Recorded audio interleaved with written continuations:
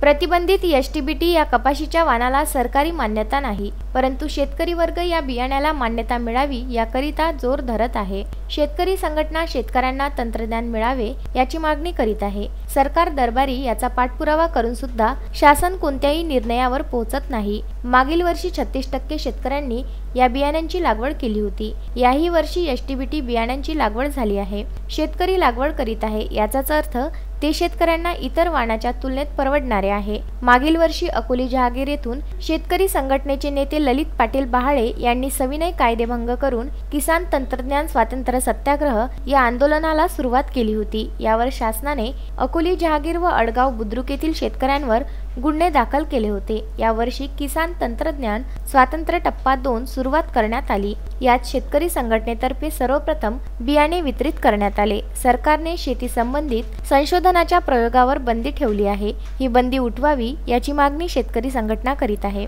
जर सरकार बियाण्यांची चाचणी व निरीक्षण करीत नसल्याने शेतकरी बियाण्यांची चाचणी व निरीक्षण शेतकऱ्यांनी सुरू केले आहे। शेतकरी संघटनेचे जिल्हा प्रमुख लक्ष्मीकांत कौटकर यांच्या गोर्धन आबा या शेतात एसटीबीटी कपाशीच्या वाणाची चाचणी व निरीक्षणाचा कार्यक्रम घेण्यात आला। या पिकाचे निरीक्षण करून असे लक्षात आले की संपूर्ण शेतात तणनाशक मारले होते, फक्त एका सरीला तणनाशक मारलेले नव्हते। ज्या भागात तणनाशकाचा प्रयोग केला होता त्या भागातील संपूर्ण गवत नष्ट झाले होते। एका सरीत तणनाशक वापरलेले नव्हते, तिथे खूप गवत झाले असून एका सरीला तण काढण्याकरिता मजुरी खर्च 800 रुपये आलेला आहे, हे उपस्थित शेतकऱ्यांच्या लक्षात आले।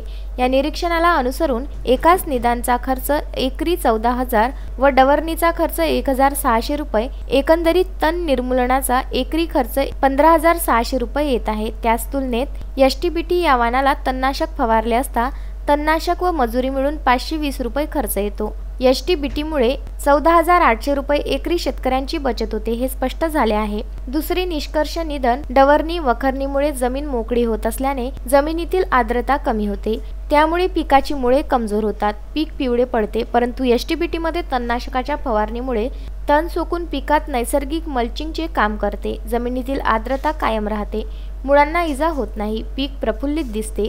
यावेळी शेतकरी तंत्रज्ञान स्वातंत्र्य सत्याग्रह फलकाचे अनावरण शेतकरी संघटनेचे राज्य प्रवक्ते ललित बहाळे यांच्या हस्ते करण्यात आले।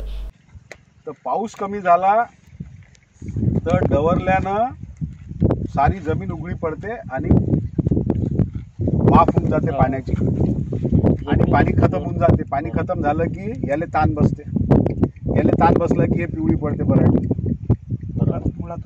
मुळ्या तुटतात। पण समजा जवळूनही नाही नेलं तर पराठी त्याच्यामुळे पिवळी पडते। पण राऊंडअप टाकल्यामुळे किंवा कोणतंही दुसरं तणनाशक टाकल्यामुळे काय होते की ते जमिनी इंटॅक्ट राहते। दुसरं नुकसान असं आहे डवऱ्याचं की डवरल्यामुळे आणि वरून जर का ठोक आला तर आजूबाजूचं सगळं खत वाहून जाते आणि त्याच्यामुळे त्याला खत नाही भेटत। आखरीपर्यंत डवरे मारायचंच नाही, आता डवरे मारायचेच नाही याले। कशासाठी डवरे मारतात? डवरे मारायचे काय गवत नाही आहे त्याच्यात, पण जमीनची समजा काही उकळी झाली पाहिजे। हे जे आहे ना ते जमिनीला कळत नाही होत ना, तुम्ही डवरा कायच्यासाठी आहे?